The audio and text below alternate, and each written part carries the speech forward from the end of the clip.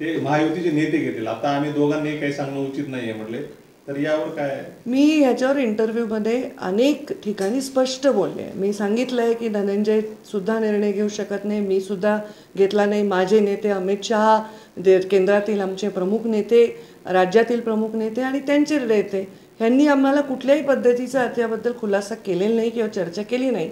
ज्या दिवशी हा विषय येईल त्या दिवशी तुम्हालाही कळेलच. तर हे मी तर अनेक वेळा सेमच सांगितलेलं आहे. ओबीसीच्या राजकारणाचा राजकीय याचा विषय असेल किंवा मराठा समाजाच्या आरक्षणाचा विषय, हे दोन्ही गंभीरपणे आज समोर आलेले आहेत. याच्यात कुठलाही मार्ग निघत नाही सरकारकडून असेल किंवा कशातूनच.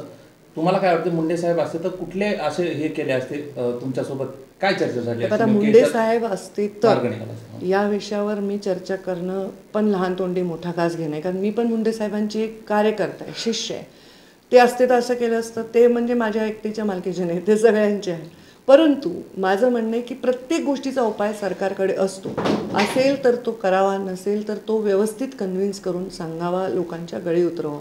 मुंडे साहेब असते तर काय केलं असतं माहीत नाही, पण मुंडे साहेबांनी स्पष्टपणे मराठा आरक्षणाला समर्थन दिलं होतं, ओबीसीच्या आरक्षणाला धक्का न लावता दिलं होतं आणि कोणत्याही जाती मोर्चांना किंवा जातीच्या विभागणीला त्यांचा विरोध होता. मा-ध-व चा अर्थ काय? मा-ध-व-मचा प्रयोग काय? ह्या मा-ध-व-म असं करणं ते अपेक्षित नाही, मा-ध-व-म असं करणं अपेक्षित आहे. तर ते आत्ताच्या काळात ते तुटताना दिसतंय, ते मला फार वेदना होत आहेत. हे जुळताना दिसलं तर मला आनंद होईल. समाजातलं वितुष्ट कमी व्हावं ही सुद्धा आजच्या दिवशीची माझ्या संकल्पाचा एक विषय आहे. मी शासनही नाही ना मी ते आयोग आहे, त्यामुळे ह्याच्यावर मी काही टिप्पणी करणं योग्य नाही. मला त्याची एवढी माहिती नाही, कारण आज मी पूर्णतः जयंतीच्या कार्यक्रमात व्यस्त आहे. परळीतल्या कार्यक्रमामध्ये फडणवीस आले होते, त्यांच्याशी तुमच्या खूप दिलखुलास गप्पा पाहायला मिळाल्या. सगळं काही आता अलबेल झाले का आणि पक्षात आता तुमची भूमिका काय असणार आहे, कसं पाहता येईल? त्याला सोडूनच ताई, बऱ्याच दिवसानंतर जे मुंडे भगिनींमध्ये बंधू भगिनींमध्ये जो वाद होता तो निवळला आणि जी गाळाभेट होती ती चर्चेचा विषय ठरलेली आहे आपली. गोपीनाथ गडावरती असेल किंवा शासन आपल्या दारे कार्यक्रमातील असेल, याच्यानंतरचं नेमकं चित्र कसं असणार आहे आणि पहिल्यांदाच तुम्ही आणि फडणवीस साहेब एकत्र आला होता, याच्या पुढचं तुमचं नेमकं राजकीय वाटचाल कशी असणार आहे? हा विषय मी जसं बोलते तसाच दाखवा, तुमचे अर्थ लावू नका. नंबर 1, देवेंद्र फडणवीस माझे सहकारी आहेत, माझ्या पक्षाचे ते प्रमुख नेता आहेत. मी त्यांच्या नेतृत्वाखाली काम केलं आहे. आम्ही अनेक व्यासपीठ एकत्र बरोबर काम केलं आहे. त्या दिवशी आपल्या शासन आपल्या दारी हा कार्यक्रम मुख्यतः मुख्यमंत्री एकनाथ शिंदेंचा होता आणि त्यांनी माझ्या मतदारसंघात येत होते. जे कामाचं बीजारोपण मी केलं आहे, योगायोगाने मी पालकमंत्री असताना जे काम सुरू केले त्याचं आता एक मोठं स्वरूप धनंजय पालकमंत्री असताना होत असल्यामुळे मी त्या कार्यक्रमाला आले. कारण विकासाच्या मंचावर राजकारण न करणं हाही मुंडे साहेबांचा संस्कार आहे आणि म्हणून मी त्या मंचावर आले. त्या मंचावर कोणत्या मंचावर न जाण्याचे जसे मीडियाने अर्थ लावले किंवा लोकांनी लावले, तसे या मंचावर येण्याचे अर्थ लावले. पण हे अर्थ तुम्ही जे लावले तसेच असायला पाहिजे असे नाही, त्यामुळे याचे अर्थ तुम्ही काढू नका.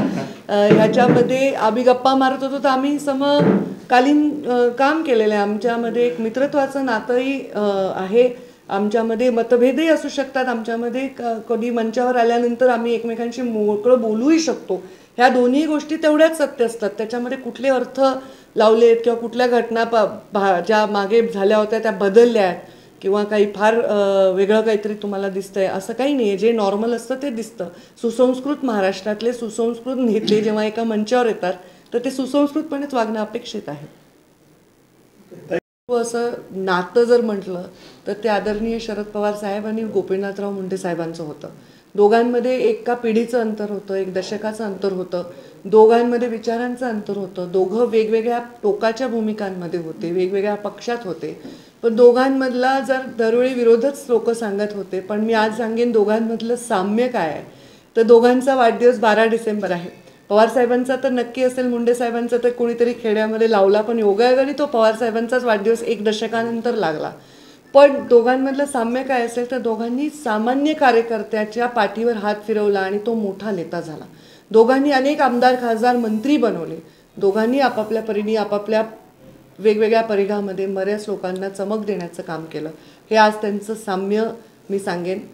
विरोध सांगायचा आज दिवस नाही. आदरणीय शरद पवार साहेबांना मनापासून मी शुभेच्छा देते. वाढदिवसाच्या एक अशी कन्या जिच्या वडिलांची जयंती तिला साजरी करावी लागते.